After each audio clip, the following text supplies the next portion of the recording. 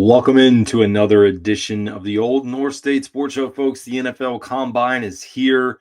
There's a lot to discuss, and right around this time, which has become the norm, get the NFL Player Association grades, report cards for the team, and unfortunately for the Carolina Panthers. It is not looking good. They are continuing to trend down, although the reason they're trending down is pointed towards ownership, few other things related to facilities, travel.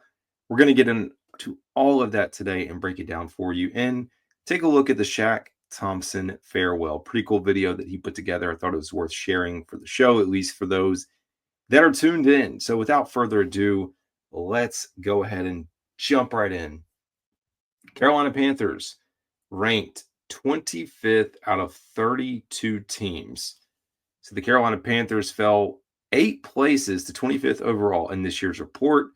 Several areas that stand out to players as detrimental to their work experience include a lack of space in the facility, declining travel conditions, we'll talk about that, and continued use of turf over grass. How many times are we going to have that conversation? Turf over grass. We just saw the University of North Carolina and Bill Belichick near the end of the usage for the turf field there. They're replacing it with grass. It's doable. I know it'll probably throw some wrinkles into the concerts that come to Bank of America Stadium and MLS and running multiple professional sports out of there. But, come on, please, especially the amount of non-contact injuries that we've seen. The team's travel grade dropped from a B- to a D, largely due to the new coaching staff moving players from first class last season and placing them in smaller coach seats. Now, I am not a NFL travel expert, so I'm not going to pretend I know exactly how all the travel works, but these are some really big men. And there are some big coaches, some former players that are coaches within the NFL. Those guys, though, most typical coaches probably could sit comfortably in a seat and coach. I know these are charter flights. That's wild, man, for the coaching staff to say, hey, we're going to take first class and you guys are going to be scrunched up and coach in the back. Part of the complaint. Additionally, players continue to call for a return to grass, like we said, after the team changed from turf a few years ago. The need for renovations and the continued use of turf, perhaps because it's cheaper to maintain, continue to be drivers of owner David Tepper's low grade. Folks continue to give him a really hard time. So let's take a look at the overall grade and we can dive into this. Treatment of families was a B+, 7th overall. Food and dining was 18th. Nutrition, the Panthers are replacing nutrition, training staff, and these are probably the most positive grades. 8th overall with an A-. The locker room got a C. I saw the Atlanta Falcons boasting and touting their locker room on not Instagram, but on Twitter. And training room is 18th, training staff 7th, weight rooms a C+. I don't know how you can have a terrible weight room. I think we've seen clips of it though, so I'm not surprised. 27th overall. Strength coaches, again, and you make these changes, A. 8th overall. In team travel, a D, ranked 29th. Head coach Dave Canales gets an A-. There really weren't any bad grades for coaches. 17th. Like we said, ownership 31st.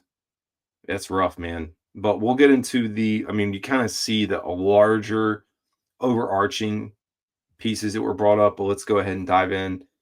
Get a little bit deeper into the discussion here if you care about it. So we can expand this, make it easy. Treatment of families. Panthers provide daycare during home games, a family room. Players rate the post-game family area 7.93 out of 10, which ranks 11th. And the players feel the team frequently organizes family events, which is 9 out of 32. Good to have the family involved. I know I was going to say back together, but it's not back together. The program they do at Bank of America Stadium, I can remember the families being involved, coming on the field, watching the light show 2 years ago when we went. Food and dining.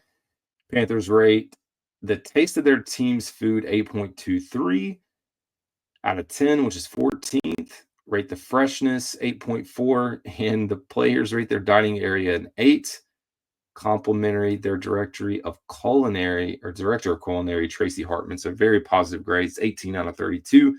Nutrition, 79% of players report they get an individualized nutrition plan. And the players believe that their team dietitian is very accessible with an A-.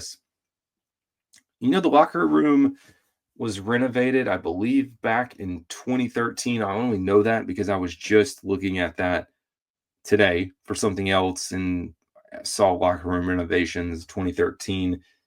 But 81% of players feel they have enough room in their lockers, 19 out of 32. 79% of players feel the locker room size is adequate.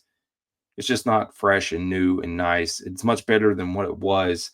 But what I guess compared to some of the newer stadiums, you're going to naturally, decline in comparison to those. Training room, B-. 89% of Panthers players feel they have enough full-time trainers. 86% feel they have enough full-time therapists. 68% of players feel they have enough hot tub space, and 74% feel they have enough cold tub space. So you're getting into the nitty-gritty here. 89% of Panthers players report they receive enough one-on-one training treatment.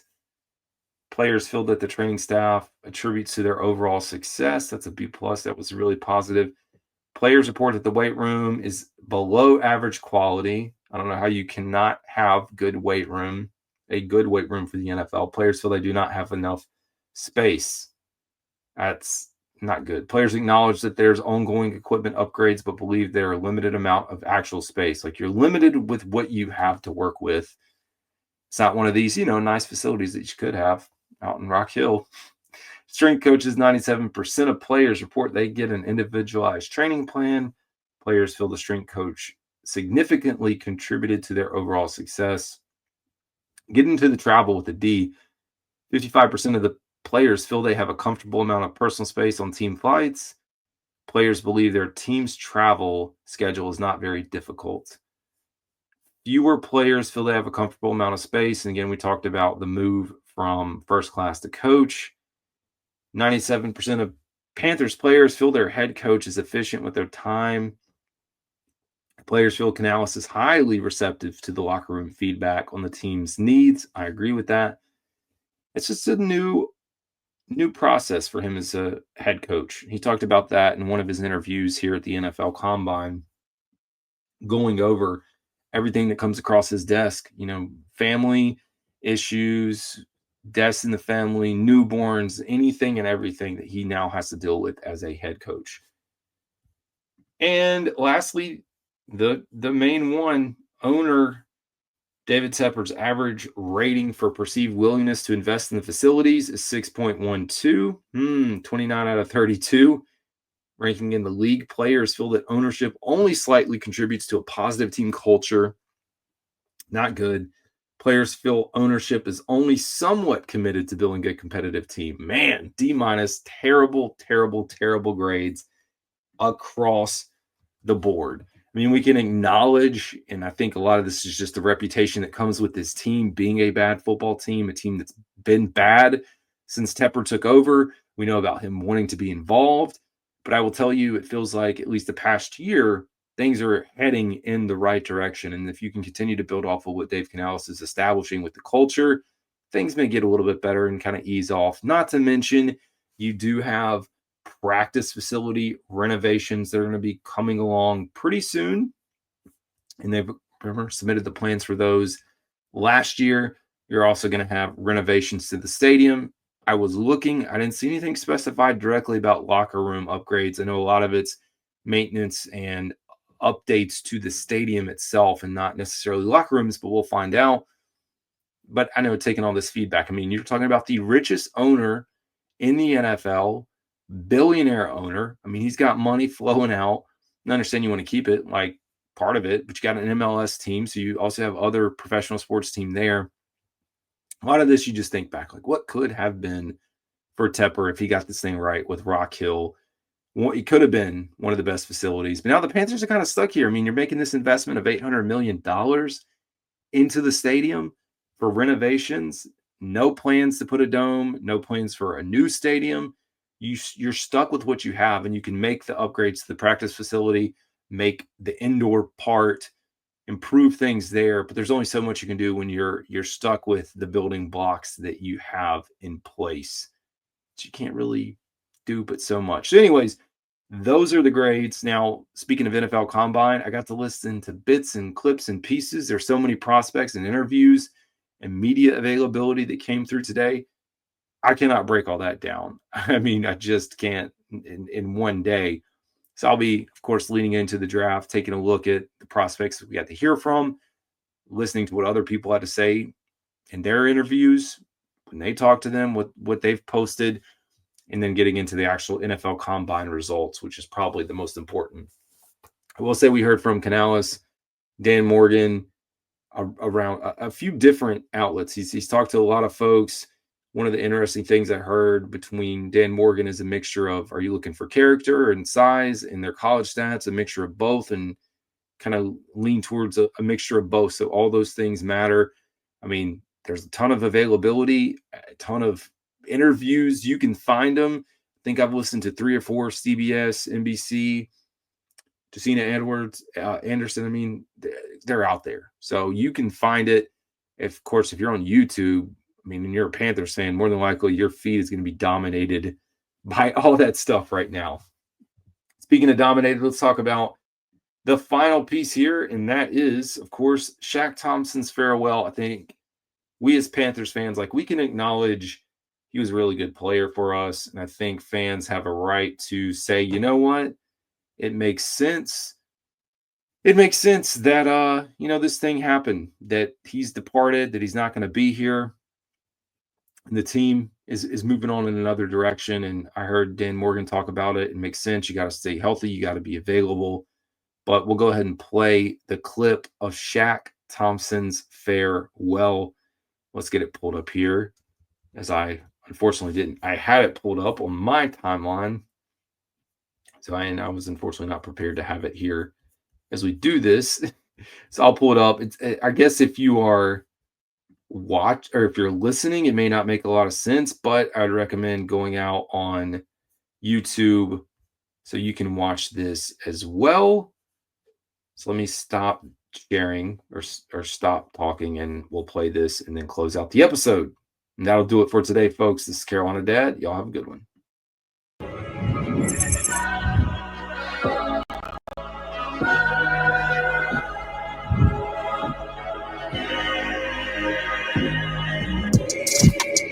Shaq Thompson's had a monster game so far. My goodness. That is Shaq Thompson. Jeff intercepted Shaq Thompson with a clutch interception. Cowboy blue. If they don't score, they can't win. Sacked by Thompson. What a hit. Wow. That was Shaq Thompson, the